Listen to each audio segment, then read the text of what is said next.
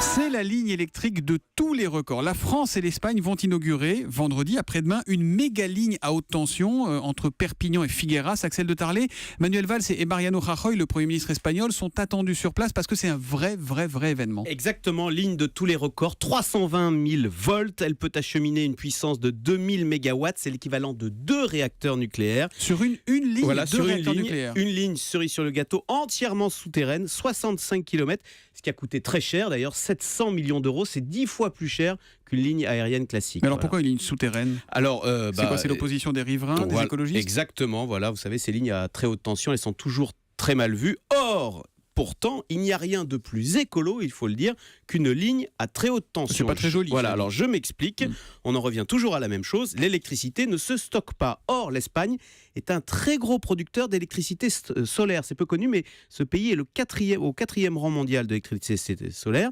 Et donc, quand l'Espagne est excédentaire parce que le soleil tape fort, eh bien, elle pourra, grâce à cette ligne, évacuer son trop-plein d'électricité.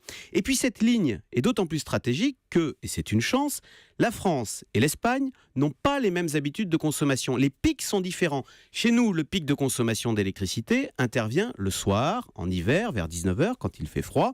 En Espagne, c'est le contraire. Le pic intervient à midi, en été, quand il fait très chaud. D'accord. Voilà pourquoi. Le choc à cause du chauffage d'un côté et de la clim de l'autre. Et voilà, exactement, à cause des climatiseurs. Donc vous voyez, en cas de pic de consommation, plutôt que d'ouvrir des centrales au fioul pour faire la pointe, eh bien, grâce à ces lignes à haute tension, on peut s'entraider. Alors voilà. vous dites qu'une ligne à haute tension permet de réduire les émissions de CO2, c'est chiffré ça ? Eh bien oui, exactement. On nous annonce que cette ligne Figueras-Perpignan va permettre d'économiser chaque année 1 million, le rejet d'1 million de tonnes de CO2, c'est énorme. C'est ce que rejettent 500 000 voitures chaque année. Vous voyez, cette ligne à haute tension.